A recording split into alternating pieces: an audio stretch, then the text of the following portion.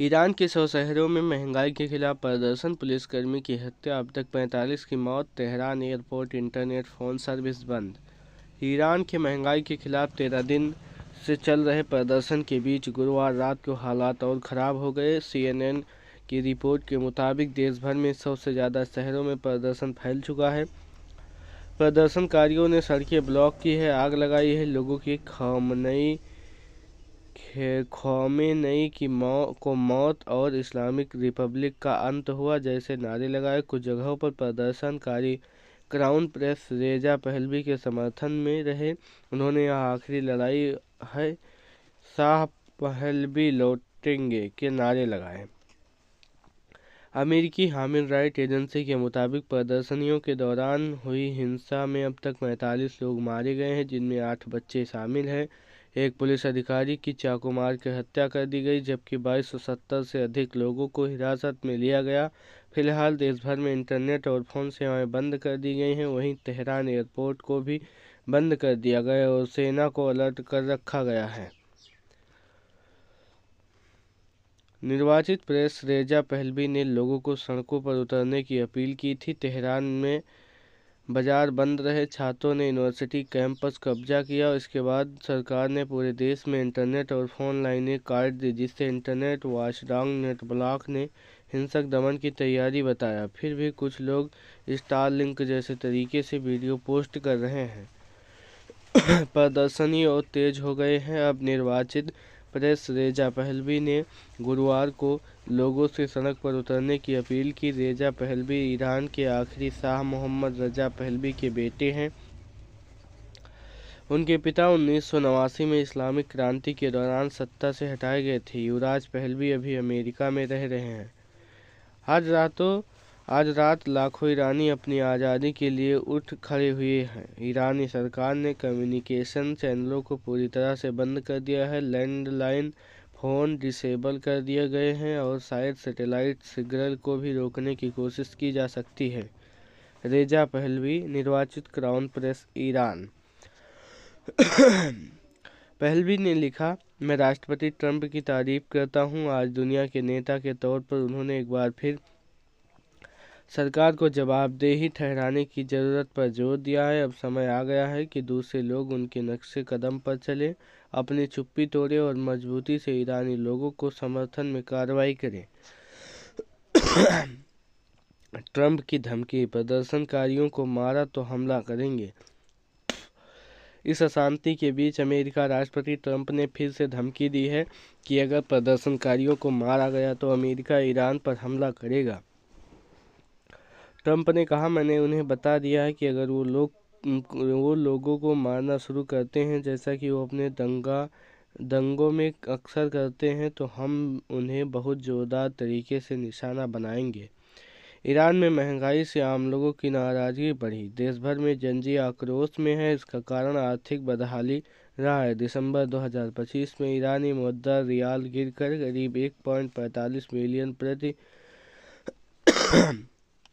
अमेरिकी डॉलर तक पहुंच गई, जो अब तक का सबसे निचला स्तर है। यही हाल अभी भारत के रुपये का है। साल की शुरुआत से रियाल की कीमत लगभग आधी हो चुकी है। यहाँ महंगाई चरम पर पहुँच गई है। खाद्य वस्तुओं की कीमतें में 72% और दवाओं में की कीमतों में 50% तक बढ़ोतरी दर्ज की गई है।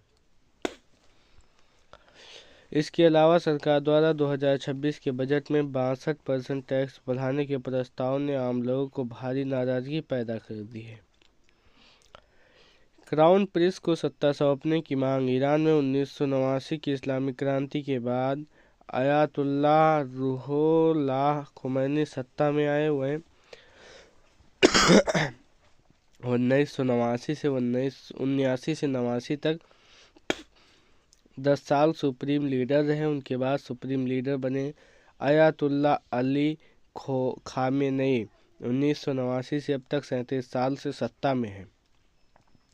ईरान आज आर्थिक संकट, भारी महंगाई, अंतर्राष्ट्रीय प्रतिबंधों, बेरोजगारी, मुद्रा गिरावट और लगातार जन आंदोलनों जैसी गंभीर चुनौतियों से जूझ रहा है। 47 साल बाद अब मौजूदा आर्थिक बदहाली और सख्त धार्मिक शासन से नाराज लोग अब बदलाव चाहते हैं।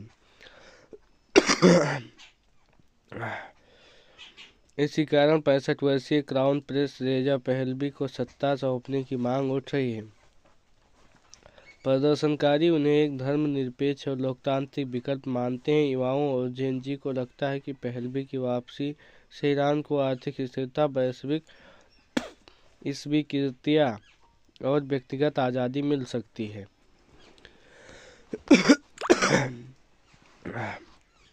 रेजा पहलवी, जन्म 31 अक्टूबर 1960, जन्म स्थान तेहरान।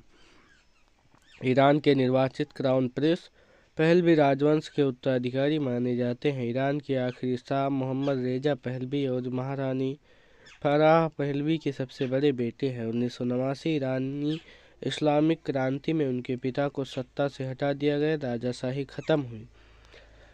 निर्वासन में अमेरिका में रहने लगे। ईरान को एक सेकुलर डेमोक्रेटिक देश बनाने की मांग करते हैं। पहला, ईरान ला आर्ट टू सवा 3 किताबें लिख चुके हैं। Beads of change, the future of democracy in Iran या गश्ते व आहदे। ईरान की इकोनॉमी तेल निर्यात पर निर्भर। साल 2024 में ईरान का कुल निर्यात लगभग $22.18 बिलियन था, जिसमें तेल और पेट्रोकेमिकल्स का बड़ा हिस्सा था, जबकि आयात $34.65 बिलियन रहा, जिससे व्यापार घाटा $12.47 बिलियन तक पहुंच गया। 2025 में तेल निर्यात में कमी और प्रतिबंध के कारण यह घाटा और बढ़कर $15 बिलियन तक बढ़ा है। मुख्य व्यापारिक साझेदारी में चीन 35% निर्यात, तुर्की, यूएई और इराक शामिल है। ईरान चीन को 90% तेल निर्यात करता है। ईरान ने पड़ोसी देशों और यूरेशियन इकोनॉमी यूनियन के साथ व्यापार बढ़ाने की कोशिश की है, जैसे INSTC कॉरिडोर और चीन के साथ नए ट्रांजिट रूट। फिर भी 2025 में GDP वृद्धि केवल 0.3% रहने का अनुमान है। प्रतिबंध हटने या परमाणु समझौते की बहाली के बिना व्यापार और रियाल का मूल्य स्थिर करना मुश्किल रहेगा। ईरान पर प्रतिबंध लगाने वाले प्रमुख देश कनाडा, अमेरिका, ब्रिटेन, दक्षिण Korea, Japan, Israel, Australia. Iran में महंगाई के खिलाफ शुरू हुआ विरोध प्रदर्शन अब सिर्फ प्रदर्शन नहीं रहा, बल्कि यह सरकार और जनता के बीच टकराव बन चुका है। 100 से ज़्यादा शहरों में लोग सड़कों पर हैं। तेहरान एयरपोर्ट बंद है, इंटरनेट और फ़ोन सेवाएं ठप हैं और हालात इतने बिगड़ चुके हैं कि अब मौतों की संख्या दर्जनों में पहुंच चुकी है। यह सवाल उठता है कि क्या महंगाई सिर्फ एक आर्थिक समस्या है या फिर सरकार की नीतियों की सीधी नाकामी का नतीजा है।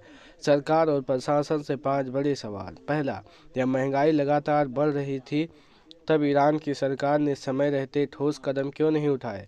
दूसरा, कि अगर प्रदर्शन शांतिपूर्ण थे तो हालात इतने हिंसक कैसे हो गए कि जाने लगे। तीसरा, इंटरनेट और फ़ोन सेवाएं बंद करना क्या हालात काबू में लाने का तरीका है या सच्चाई छिपाने की कोशिश। चौथा, पुलिस कर्मियों की मौत के बाद क्या जांच और जवाबदेही तय हुई या सिर्फ बल प्रयोग ही समाधान माना गया। पांचवा, क्या ईरान सरकार की जनता की आवाज़ सुनने को तैयार है या हर विरोध राष्ट्र को विरोधी बताकर दबा दिया जाएगा। हमें इस खबर से क्या सीख मिलती है।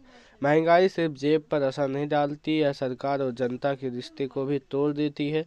जब संवाद बंद होता है तो सड़कों पर आक्रोश उतरता है। इंटरनेट बंद करने से समस्या खत्म नहीं होती, बल्कि अविश्वास और डर बढ़ता है। किसी भी देश में अगर सरकार जनता की परेशानी को नज़रअंदाज करे तो हालात कभी भी काबू हो सकते हैं।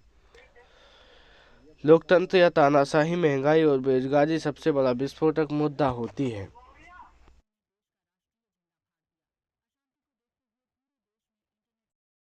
आप देख रहे हैं राशि अपडेट। अगर ये खबर आप तक पहली बार पहुंची है तो चैनल को सब्सक्राइब करें।